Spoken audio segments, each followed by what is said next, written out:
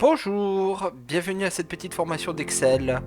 Aujourd'hui j'ai décidé de faire mon petit calendrier 2021, donc voilà, j'ai pris Excel et j'ai fait ce que je savais de mieux faire. Tracer des colonnes, écrire des nombres, faire des chiffres. Et je me suis dit que ce serait sympa de vous le faire partager. Donc je l'ai déjà fait, je vais le refaire avec vous. Donc je vais vous expliquer comment on fait pour faire un calendrier avec Excel de façon ludique, sympathique. Voilà, donc on va commencer. C'est parti, je vais créer une nouvelle feuille, comme ça on part vraiment d'une page vierge. Et je vais vous expliquer le cheminement de comment on peut créer un calendrier facilement. Alors on commence tout de suite avec le premier mois de l'année. Le premier mois de l'année, c'est janvier. Janvier, on écrit janvier. Et on peut tirer en fait avec la fonction de recopiage automatique jusqu'au mois de décembre. Voilà, ça c'est le premier tour de magie avec Excel. Ici, on peut commencer l'année avec le premier jour de l'année. Si je prends et que je tire, je ne vais pas avoir cette capacité de recopiage automatique qui va se faire, mais je vais avoir le 1 qui va se recopier automatiquement. Pour ceci, j'ai un petit logo là qui s'est mis en place. Je clique simplement dessus, je fais incrémenter une série et j'arrive jusqu'au numéro 31. Donc voilà, on a nos jours, on a nos mois, il suffit plus que de faire du remplissage. Alors pour faire du remplissage, on va commencer par mettre les jours de la semaine. Alors, j'ai regardé, voilà, le premier jour de la semaine, c'est un vendredi. Donc, on va taper le V de vendredi. Le S de samedi. Ensuite, le D du dimanche. Oups. Voilà. Le L du lundi. Le M du mardi. Le M du mercredi. Jeudi. Et on s'arrête là. Pourquoi on s'arrête là? Parce qu'on va recopier en fait cette série de semaines en mettant les bonnes couleurs pour le samedi et le dimanche. Le samedi et le dimanche, on va considérer que ce sont des jours non travaillés. Donc là, j'ai pris un gris un petit peu fort, je vais prendre un gris un peu moins fort, voilà. Samedi, dimanche. Je vais prendre cette semaine-là, je vais copier, CTRL-C, vous pouvez faire aussi comme ça, copier, et vous allez coller en fait les cellules les unes en dessous des autres pour avoir les semaines qui vont s'enchaîner. Et vous allez répéter cela en fait tous les mois. Alors le premier mois de janvier se finit le 30, donc s'il se finit dimanche. La semaine suivante va commencer donc par un lundi. Donc je vais juste prendre la séquence du lundi au dimanche. Et le mois de février, je vais le compléter ainsi. Je fais simplement des copier-coller avec CTRL-C, CTRL-V de mon clavier. Le mois de février s'arrête le 28 février. Ah, j'en ai fait une semaine en trop. Hop là. Je supprime, puisqu'on s'arrête un dimanche.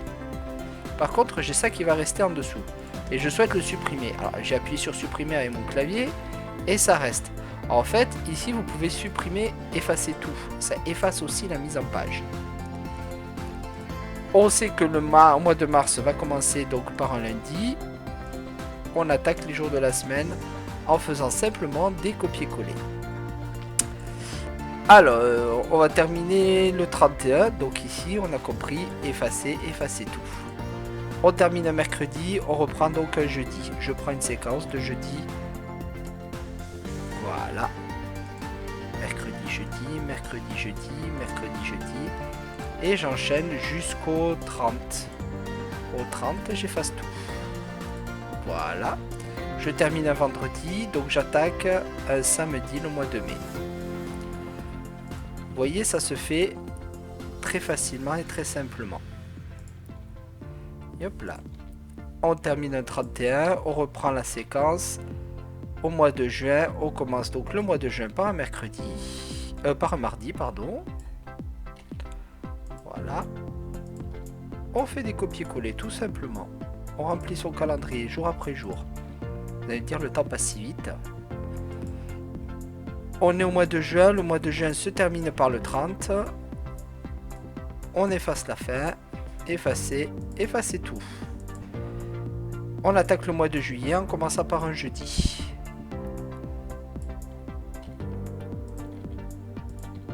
Voilà. On enchaîne les séquences les unes en dessous des autres. Si vous le faites en même temps que moi, vous voyez, c'est assez simple à faire. On sait que l'on est sur le mois de juillet. Donc le mois de juillet, c'est un 31. Le mois d'août, pareil. Donc on attaque dimanche, de dimanche à dimanche. Copier. On recopie nos séquences. Et on va se terminer aussi par le 31. Donc le 31 est ici. Effacer, effacer tout. Voilà, comme ça j'ai bien un mardi qui se finit mon mois d'août. On attaque un mercredi pour le mois de septembre. On colle. Et ça se fabrique tout seul. Voilà, on attaque. Hop là. Effacer tout. On est bien sur le 30. En octobre, on attaque et on commence par un vendredi. Je vous ai dit, c'est en temps réel. Je mettrai un petit chronomètre au montage pour voir le temps exact que nous avons passé à créer le document. Donc je suis toujours sur effacer tout. On finit bien sur un dimanche, donc on reprend en haut sur un lundi. Pas beaucoup de suspense. Hop là. Le lundi continue. Je meuble un petit peu, voilà. Et on finit par le mois de décembre. On commence par un mercredi. Et le dernier jour de l'année, à quel jour va-t-on fêter Noël? Hop là. Peu de suspense. Donc si je me cale là-dessus, est-ce qu'on fêtera bien un Noël le samedi? C'est bien le cas. Donc voilà. Donc voilà, nous avons nos jours qui ont été placés, nous avons nos 52 semaines. Donc en parlant de semaines, maintenant ce serait bien de placer nos semaines en fait. Les semaines, on va les placer au niveau du lundi, comme dans notre exemple ici. Vous voyez? Donc elles vont se faire sur une colonne différente, une colonne que l'on va mettre juste à côté. On va à la colonne suivante, on fait simplement clic droit sur la colonne et on clique sur insérer. Ça va décaler tout notre calendrier d'une colonne ici et conserver en fait la mise en forme que l'on a voulu de samedi et dimanche. Et là donc on a notre première semaine qui commence ici, la deuxième qui est là, on chope tous les lundis et on écrit le numéro de la semaine. Donc on va répéter cette opération, vous l'aurez compris, 52 fois. Donc là je suis à 4, ici je passe à la semaine 5, semaine 6, semaine 7, semaine 8, hop là, suivant, insérer, semaine 9, et ainsi de suite.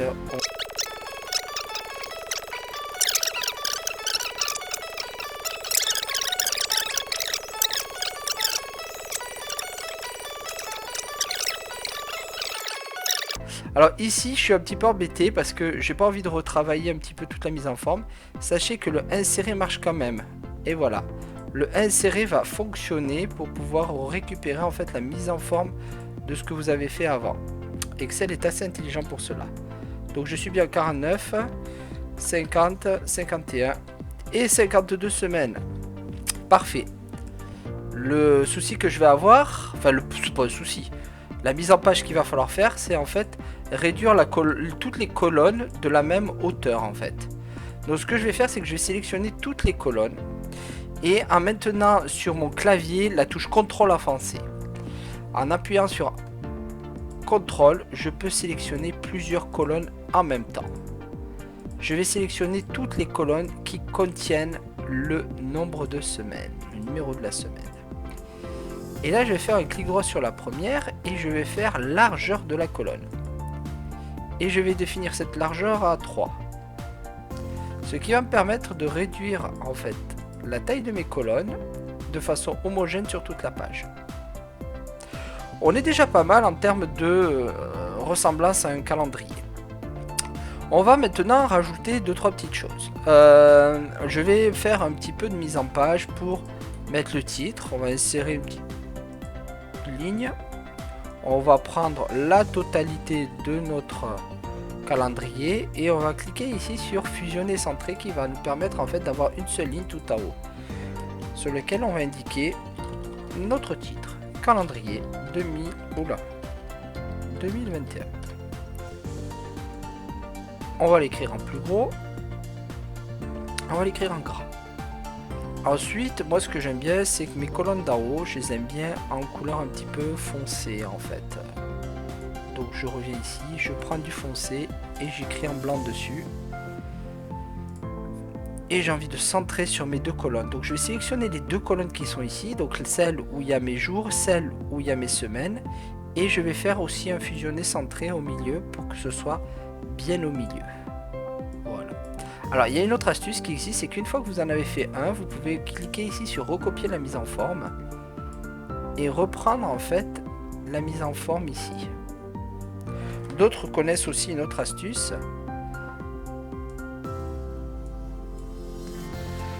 Il en existe tellement que l'on peut en utiliser beaucoup pour pouvoir avancer dans Excel. Moi je montre celle que, on va dire, tous les stagiaires que je croise aiment bien utiliser parce que certes peut-être un petit peu répétitif, mais tellement pratique à utiliser. Donc voilà. Donc j'ai fait mes en-têtes exactement comme je souhaitais. Peut-être les mettre en gras, ce sera peut-être un petit peu plus joli. Voilà, tac.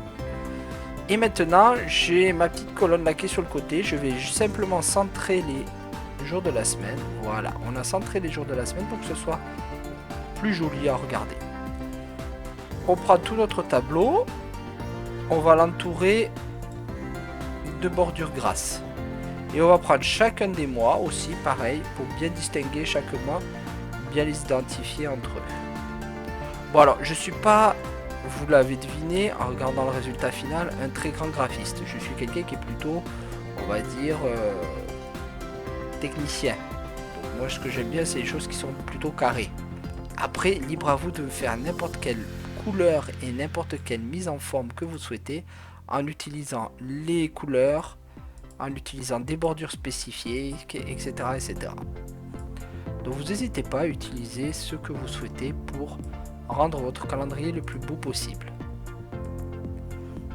Pendant que je vous parle, voilà, j'avance tranquillement dans la réalisation de mon calendrier. Hop là, voilà, le dernier mois est fait. On a déjà un calendrier qui a une belle gueule. Qu'est-ce qui nous manque dans notre calendrier?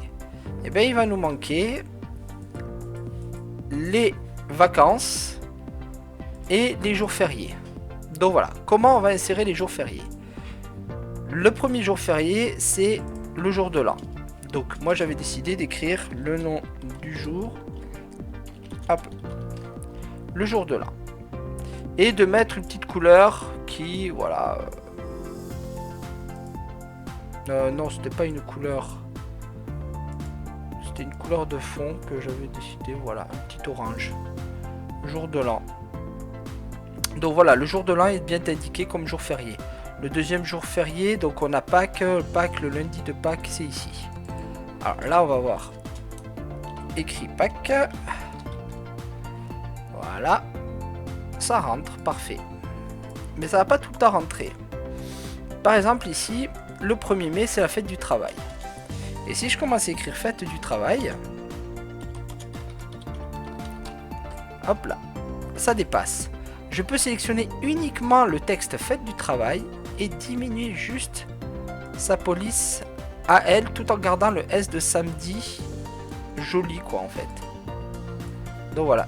Ça, je sais pas si vous connaissez tous cette astuce.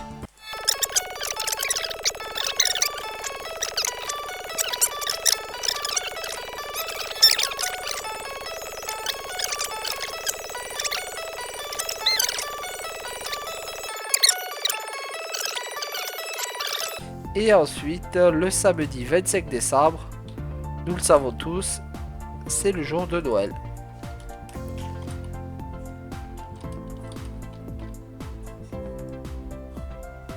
Et voilà, on a les jours fériés qui sont indiqués dans notre calendrier.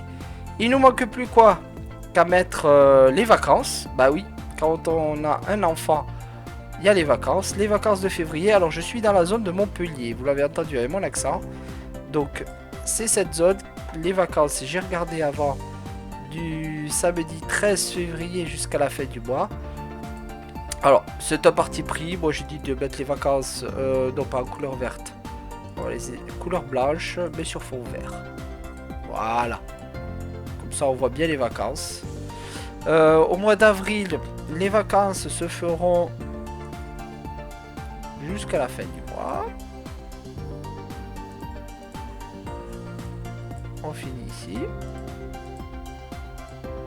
Ensuite, nous avons les vacances d'été. Alors les vacances d'été, elles vont commencer un petit peu plus tard. Elles vont commencer mercredi jusqu'à la fin du mois. Pour durer tout le mois d'août. Et si on n'est pas professeur, on rentre le jeudi 2 septembre.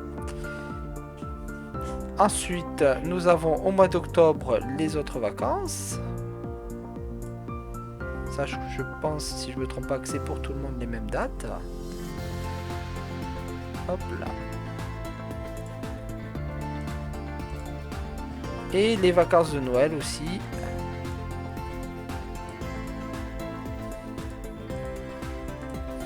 Nous avons notre calendrier 2021 qui est bien fait. On va regarder maintenant l'aperçu avant impression et on va se rendre compte que c'est pas totalement ça.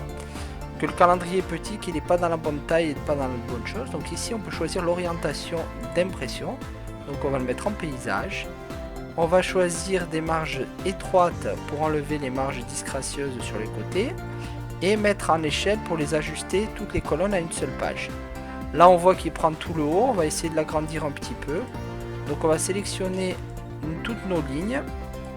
Clic droit, hauteur de la ligne. Et là on va mettre une hauteur de 20 par exemple. Voilà, ça va agrandir un petit peu notre calendrier. Et là sur l'aperçu avant impression, on va retrouver exactement ce que je vous avais promis au début de la formation. C'est-à-dire un calendrier 2021 avec tous les jours, les vacances, les jours fériés. Quelque chose d'utile et de fonctionnel où on peut bien sûr remplacer n'importe quel titre ou n'importe quelle chose comme on le souhaite. Je vous remercie d'avoir assisté à cette formation et puis je vous dis à bientôt pour de nouvelles formations.